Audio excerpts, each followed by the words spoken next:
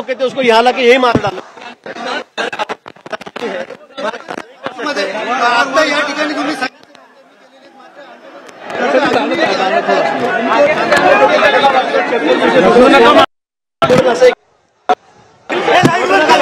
कोणाची लिडरशिप कोणाशी बोलावं, कोणी कोणाचं ऐकत नाहीये आहे, साहजिक आहे, पण त्यावर रेल्वे लाईनच बंद करून ठेवायची हा त्यावर इलाज नाही बोला असं म्हणून आम्ही की प्रशासनाने आपल्या सगळ्या मागण्या मागण्या केलेल्या आहे। एसआयटी नेमलेली आहे, पोलीस अधिकाऱ्यांना सस्पेंड करायचं त्यांना आहेत, एका गावचे पण नाहीये, स्थानिक परत दिसत नाहीये आणि त्या कोणाशी बोलावं, कोण कोणाला समजवणार हा विषय या ठिकाणी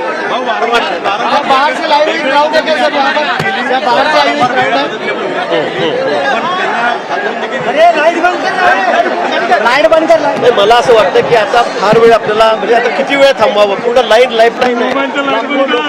अपडाऊन करायची आहे, घरी जायचे लोक येऊन, मुलं आहेत, विद्यार्थी आहेत, रुग्ण आहेत, डॉक्टर्स आहेत, सगळ्या क्षेत्रात लोक इथून वापरतात, लाखो लोकांची ये जा इथून होते। मला असं वाटतं की असं म्हणजे शक्य नाही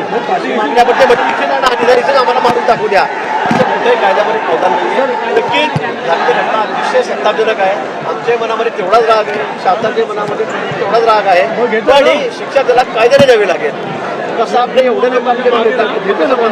त्यावेळेला सुद्धा त्याला 2-3 वर्ष लागले शिक्षा द्यायला, शेवटी त्याला फासावर लटकवलं आपण, म्हणून मला असं वाटतं की आपल्याला कायद्याने चालावं लागेल। पीडित मुलगीच्या वतीने चौकशी केलेली आहे, तिची तब्येत चांगली आहे, त्यांना काही फार सीसीटीव्ही डिलीट केला गेलेला आहे,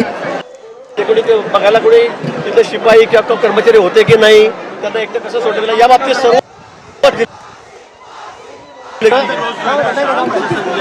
निश्चित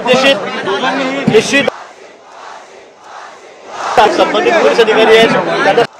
गेलेला आहे, एसआयटी नेमली गेलेली आहे। मी परत आपल्याला सांगतो फास्ट ट्रॅक मध्ये टाकलं गेलेलं आहे, सगळ्या मागण्या मान्य केल्या गेलेल्या आहेत, शिवाय त्याला इथे आमच्या ताब्यात द्यायला मी त्याला मारून टाकतो असं कायद्याने आपल्याला करता येणार नाही, कुणालाही करता येणार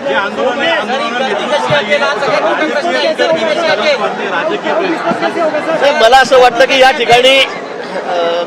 इथे नेतृत्व कोणाचंही नाहीये, सगळे इकडे तरुण जमलेले आहेत, त्यांचा राग अनावर झालाय, साहजिक आहे, त्याच्याबद्दल आमचंही दुमत नाहीये, पण इथे काही बोर्ड लाडकी बहीण याचे त्याच्या अगदी प्रिंट केलेले म्हणजे रात्रीच प्रिंट केलेले दिसत आहेत ते इथे आणून दाखवले जात आहेत। मला वाटतं याला कुठेही पद्धतीने राजकीय वळण लागू देऊ नका, राजकीय फायदा घेण्याचं काम कोणी या घटनेचं करू नये माझी अशी विनंती आहे। आणि त्याचा अनेक जण तोंड सुख घेत आहेत, घडलेली घटना अतिशय दुर्दैवी आहे, पण राजकीय फायदा आमचा कसा होईल असा प्रयत्न काही मंडळी या ठिकाणी करते, ते माझी विनंती आहे की ते आपण करू नये।